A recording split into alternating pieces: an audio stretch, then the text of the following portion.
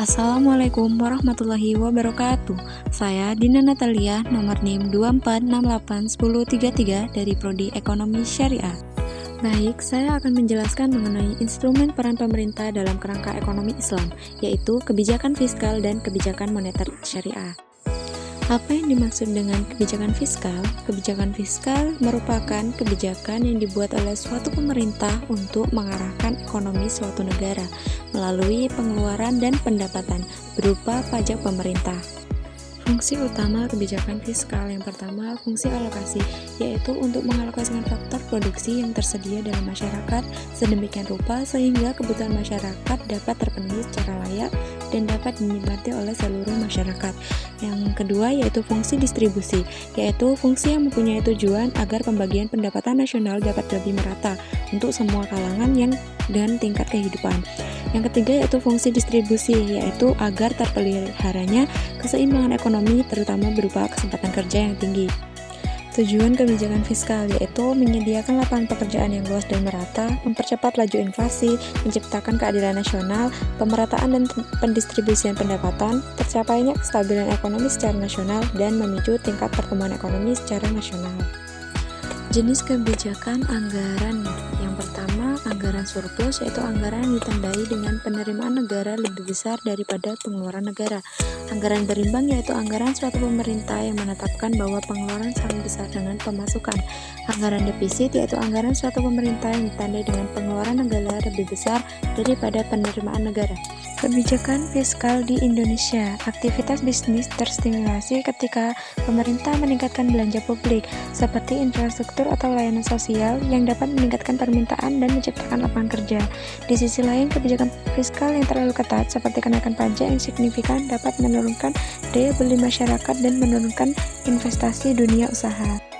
Prioritas kebijakan fiskal yang pertama yaitu mengatasi defisit anggaran, pendapatan dan belanja negara, dan masalah-masalah APBN lainnya.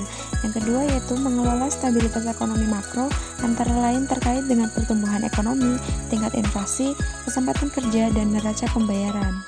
Struktur APBN di Indonesia. Yang pertama, pendapatan negara dan hibah. Yang kedua, keseimbangan primer. Ketiga, surplus atau defisit anggaran. Yang keempat, pembiayaan. Faktor penentu poster APBN. Yang pertama, pendapatan negara. Yang kedua, belanja negara. Dan yang ketiga, pembiayaan. Kebijakan fiskal dalam kerangka ekonomi Islam. Secara umum, kebijakan fiskal Islam di Indonesia dapat terlihat dari beberapa aktivitas pemerintah dalam penggunaan ekonomi dengan menggunakan dana, instrumen, dan kebijakan fiskal Islam. Kebijakan moneter. Kebijakan moneter adalah tindakan yang dilakukan oleh otoritas moneter, biasanya bank sentral, untuk mempengaruhi jumlah uang beredar dan kredit yang pada gilirannya akan mempengaruhi kegiatan ekonomi masyarakat. Fungsi kebijakan moneter antara lain yaitu menjaga iklim investasi dalam suatu negara, meningkatkan stabilitas dan pertumbuhan ekonomi, mengatasi tingkat pengangguran dan membuka sejumlah lapangan pekerjaan, membantu untuk meningkatkan sejumlah neraca pembayaran, menjaga stabilitas dari nilai tukar mata uang, menjaga stabilitas harga barang, dan mengendalikan laju inflasi. Tujuan kebijakan moneter yaitu mendukung tercapainya sasaran ekonomi makro, yaitu pertumbuhan ekonomi yang tinggi, stabilitas harga, pemerataan pembangunan, dan keseimbangan neraca pembayaran. Indikator keberhasilan kebijakan moneter yaitu uang beredar. Kebijakan moneter bertujuan untuk mengelola untuk mengendalikan jumlah uang yang beredar. Pengendalian pergerakan nilai tukar. Kebijakan moneter juga bertujuan untuk mengendalikan pergerakan nilai mata uang, kurs, khususnya nilai mata uang domestik terhadap sejumlah mata uang. Target inflasi. Kebijakan moneter bertujuan untuk menetapkan dan mencapai sejumlah target inflasi yang akan dilakukan dalam jangka pendek dan menengah, serta komitmen yang digunakan. Kebijakan moneter dalam Islam. Kebijakan moneter dalam kerangka ekonomi Islam di Indonesia dianalisis dengan pendekatan kontemporer.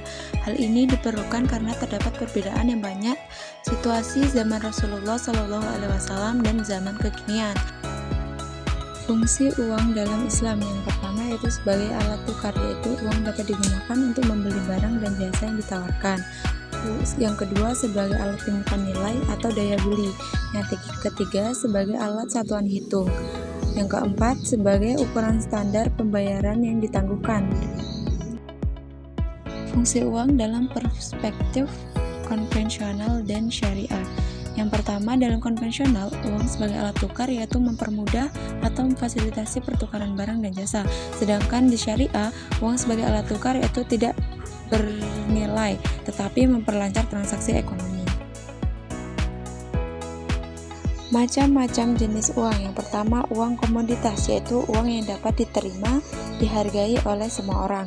Yang kedua, yaitu uang representasi, yaitu klaim atas komoditas seperti sertifikat emas atau perak. Yang ketiga yaitu uang fiat, yaitu uang yang nilainya berasal dari regulasi atau hukum pemerintah. Yang keempat digital money, dan yang kelima digital currency.